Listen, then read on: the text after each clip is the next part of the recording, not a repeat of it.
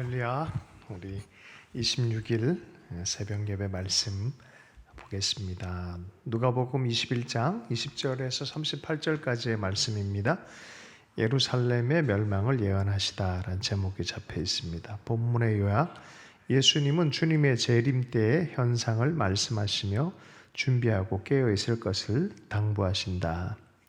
계속해서 21장 전체의 말씀에서 우리가 보게 되면 과부의 가산을 탕진하는 종교 체계에 대한 주님의 신랄한 비판을 우리가 대면하게 되어지면서 예수님께서는 과부 사정을 과부가 안다란 말이 아니라 과부의 속 사정을 예수님께서 아신다라는 그런 말을 만들어낼 정도로 두 렙돈을 드렸던 그 과부의 그 속마음, 가지고 있는 모든 생활비 전부를 드리며 정말 주님이 보시고 계신, 인정하고 칭찬하시고 또 보상을 준비하시는 그 삶에 대한 이야기를 대비적으로 말씀하며 성전과 보이는 것과 마음은 전혀 없는 상태에서 종교적으로 보이려고 하는 지도자들과의 차이를 만들어내면서 성전과 종교 체계는 이제는 무너질 것이다. 돌 위에 돌 하나도 남기지 않고 무너질 것이다 라고 말합니다. 제가 어떤 목사님을 아는데 목회 기술이라고 하면서 교인들 앞에서는 티코를 타고 다니고 그냥 집에서 뒤에서 놀 때는 아주 좋은 차를 타고 다닌다 이런 얘기를 했던 한 30년 전의 얘기가 있습니다. 그 사람들 볼 때 어떻게 보이려냐라는 것을 목회다라고 생각을 하는 그런 얘기들을, 씁쓸한 얘기들을 전해 들은 적이 있습니다. 그것이 맞는 얘기처럼 하는, 그래서 연기인으로 충실할 것에 대한 얘기를 전해준.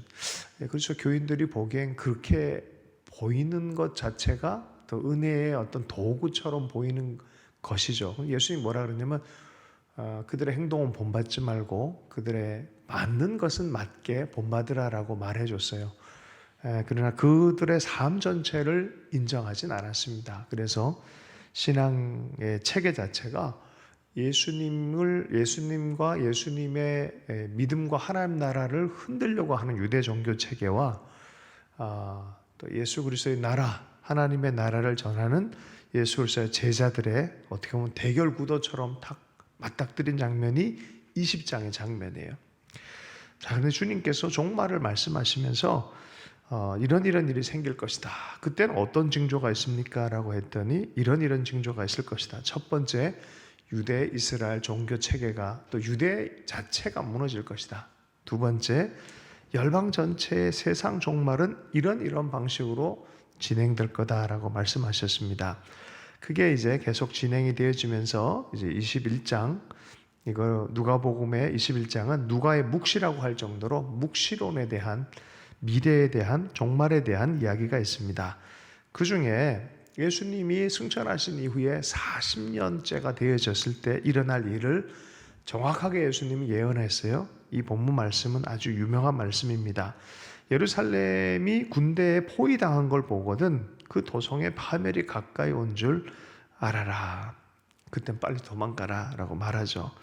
이런저런 서술을 하면서 어쨌든 그때가 바로 예루살렘 유대 체계가 무너지는 그런 때다, 심판의 때다라고 말합니다. 22절, 그때가 기록된 모든 말씀이 이루어질 징벌의 날들이기 때문이다. 그날에는 아이벤 여자들과 젖머리가 딸린 여자들은 화가 있다. 땅에는 큰 재난이 닥치겠고 이 백성의 무서운 진노가 내릴 것이다. 이것은 세상의 심판이 아니라 이스라엘과 유대를 향한 심판 메시지예요. 근데 정확하게 AD 70년에 티토스 장군이 와서 정말 돌 하나도 돌 위에 남아있지 않고 다 멸망하게 되어지는 것이 문자 그대로 이루어집니다. 근데 왜 돌 위에 돌 하나 남김없었냐면 돌과 돌 사이에 금맥기를 해놨어요. 그 정도로 화려했던 종교 체계를 자랑하는 그 시즌에 와서 보니까 금이 가운데 있으니까 돌을 다 제거해버리고 다 거의 남김없이 다 성경 그대로 예수님께서 예언한 그대로 이루어진 진노가, 무서운 진노가 내릴 것이다. 이게 진노였다는 거예요. 24절, 그들은 칼날에 쓰러지고 이방 나라의 포로로 잡혀갈 것이다. AD 70년 이후로 다 죽임당하고 저항하는 사람들은 마사다라는 곳까지가 최후의 저항했지만 싹 죽습니다. 다 죽어가고 나머지 사람들은 포로가 되어져서 로마로 이송됩니다. 그리고 사방으로 흩어지고요. 디아스포라가 그 전부터 있었지만 이때부터 제대로 흩어져 버렸어요. 그리고 나라는 사라져 버렸고 잡혀간 그들은 콜로세움을 지읍니다. 콜로세움을 다 지우고 그 일들을 노역을 하는 사람들이 유대인들입니다. 역사는 참 무서워요. 그게 다 인간의 역사, 인간의 방식처럼 보고 시대에 해석을 하지만 성경 예언 한 줄을 뛰어넘지 못합니다. 앞으로 이런 일이 있을 것이다. 정확하게 이런 일이 생긴 거예요. 누가가 이것을 기록했죠. 예루살렘은 이방 사람들의 때가 차기까지 이방 사람들에게 짓밟힐 것이다. AD 70년 이후로 실제로 정치적으로 그 땅을 다스리고 통치하는 자들이 유대인들은 한 번도 그 땅을 차지하지 못했어요. 그럼 언제냐? 2000년 내내 없었어요. 그 땅은 언제까지? 예루살렘은 이방 사람들의 때가 차기까지 이방 사람들에게 짓밟힐 것이다. 이방 사람들의 때가 차기까지. 이곳이 다른 표현으로 성경엔 여러 가지 얘기되어 있어요.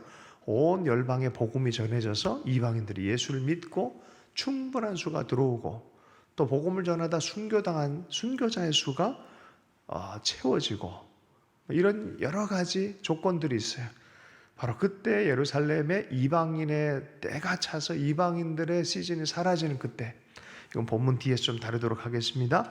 자, 이게 이스라엘을 향한 심판이었어요. 그 다음에 25절부터 28절까지는 보편 심판입니다. 세상 종말에 대한 얘기입니다.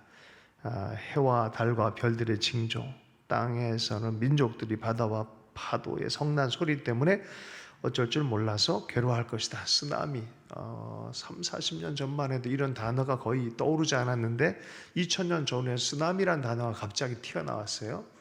그리고 기후 문제, 갑자기 탄소 문제, 기후 문제, 북극에 있는 또 남극에 있는 얼음들이 막 녹아내리면서 별별 일이 다 생기고 있습니다. 어쩔 줄 몰라서 괴로워할 것이다. 사람들은 세상에 닥쳐올 일을 예상하고 무서워하여 기절할 것이다.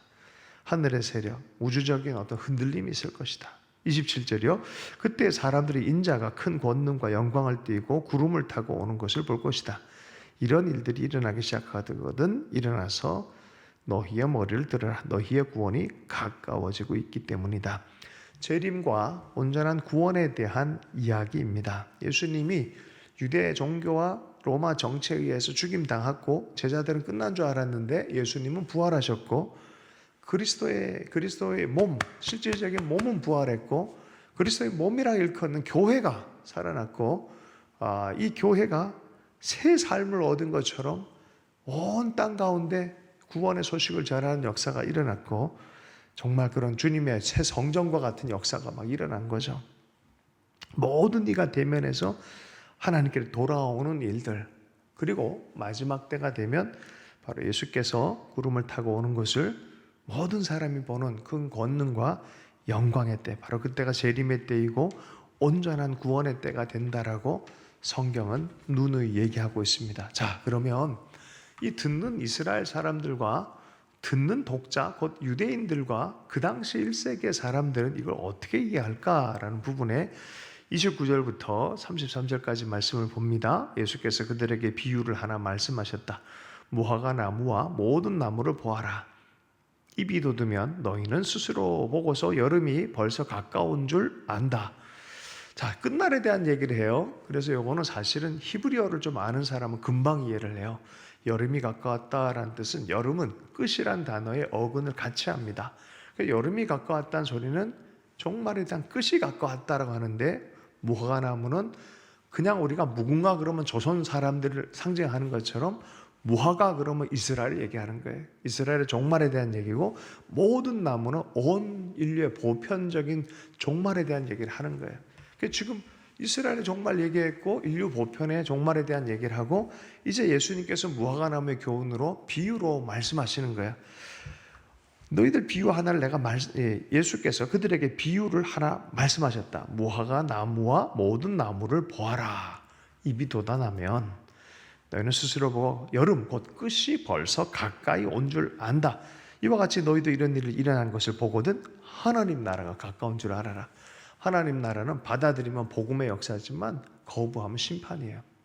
예수 그리스도를 거부했던 예루살렘과 이스라엘은 심판 안에 들어가는 거예요.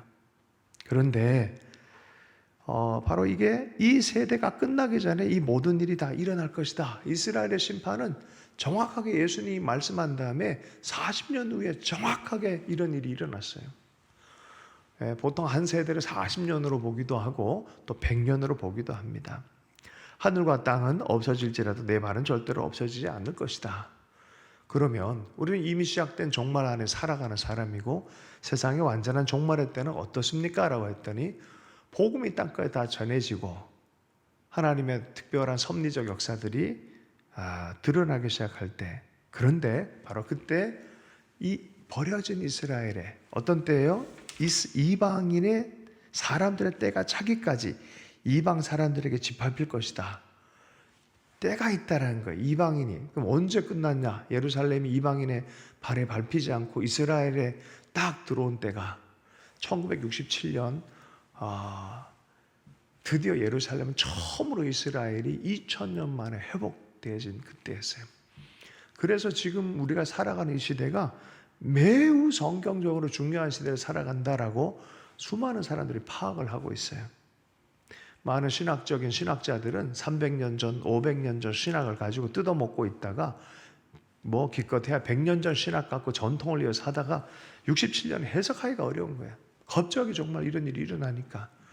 우리도 신학교에서 배울 때 보통 1900년 초의 신학을 이게 배우면서 체계화하는 것들 배우고 지금 신학을 이제 접목하느라고 바빠 죽겠는데 이거를 해석할 길이 없었어요. 근데 요새 이제 서구에서 이걸 받아들이고 있어요. 예수 그리스도가 오시기 전에 바로 이스라엘의 회복에 대한 얘기예요. 그럼 이스라엘의 회복은 뭐냐? 국가만의 회복이 아니라 바로 그들이 바룩하바 베셰마도나이 주의 이름으로 오시는 주여라고 예수서 그 찔렀던 그 주를 보고 회개하고 환영하고 받아들이고 구세주로 받아들이는 스가랴서의 말씀의 예언과 같이 받아들이는 그때가 올 것이다라는 거예요. 육적인 회복만이 아니라 영적인 회복의 때가 올 것이다. 바로 그들이 넘어진 그 자리에서 일어날 때 얼마나 넘어진 그들 때문에 이방인이 예수 믿게 됐는데 그들이 일어날 때는 얼마나 더 놀랍겠냐라고 로마서에서 말씀하는 것처럼 사도 바울은 이들의 회복에 대해서 역사적으로 기대를 하고 있었어요. 자, 이 얘기를 누가복음에서 똑같이 하고 있어요. 여러분, 종말은 그냥 막 생기는 게 아니에요. 주님께서 대충 되는 대로 보시고 하는 게 아니라 정확한 하나님의 타이밍을 갖고 있습니다. 물론 물리적 시간으로 이렇게 가서 그렇게 하리라 이런 것은 아니지만 우리가 알아듣게 시대의 표적을 알아듣게 해서 우리가 동역하고 동참하고 하나님 나라 복음을 전하고 그 과정을 통해서 역사가 진행되게 하는 거예요. 우리가 돈을 많이 벌려는 사람은 돈 위주로 모든 걸 다 가치를 체계화합니다. 그러나 복음과 하나님 나라를 아는 사람은 그 가치 체계로 보다 보면 전쟁마저도 역사의 정치적인 혼란마저도 이게 복음을 들어가게 하려는 하나님의 섭리구나. 하나님 나라 전쟁하려고 하는 하나님의 특별한 섭리적 역사구나라는 것을 이해하기 시작합니다. 정말 이 한반도는 그런 복음을 위해서 주님께서 준비하신 특별한 나라예요. 오자마자 언더우드 아펜젤러가 고종 황제를 어떻게 만납니까? 근데 갑자기 아간 파천일이 생기고 민비씨의 사건 생기고 외로운 이 고종 부부가 의지할 데가 없는 거예요. 가까이 누구 있나 봤더니 미국에서 온 선교사가 있는 거예요.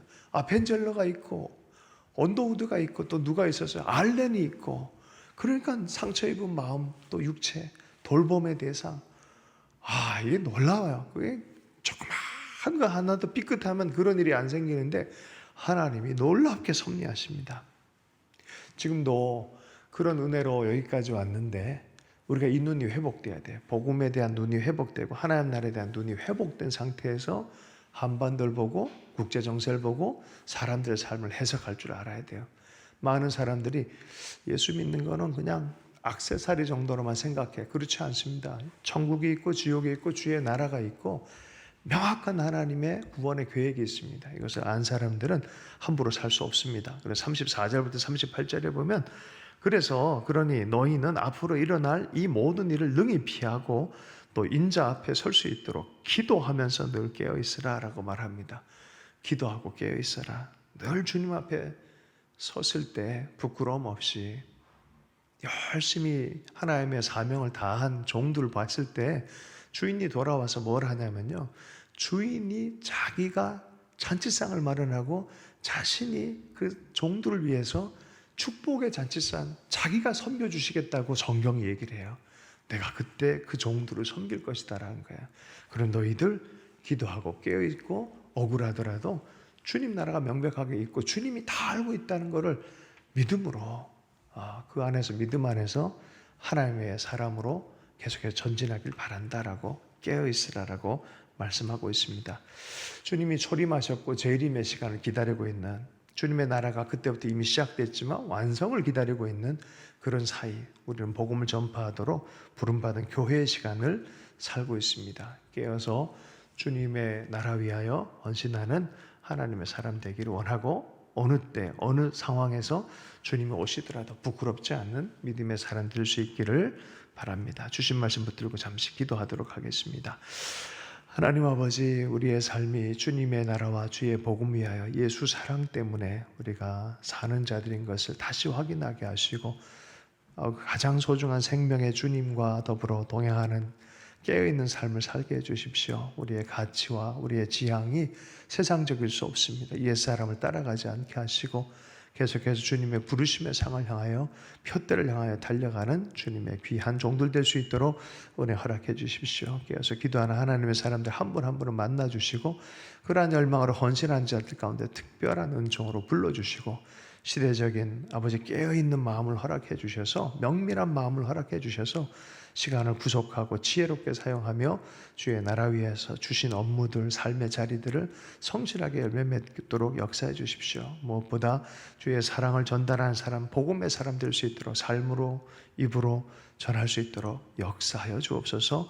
하나님 교회 가운데 계속해서 주의 복음에 충만할 수 있도록 주의 나라에 대한 특별한 환상과 은총으로 가득 채워주셔서 아버지 강한 믿음 안에서 주의 일들을 감당할 수 있도록 기름 부어 주시기를 원합니다. 또 주말 사역 가운데 예배하시는 은혜를 갑절로 허락하여 주옵소서. 모든 것 주님께 부탁합니다.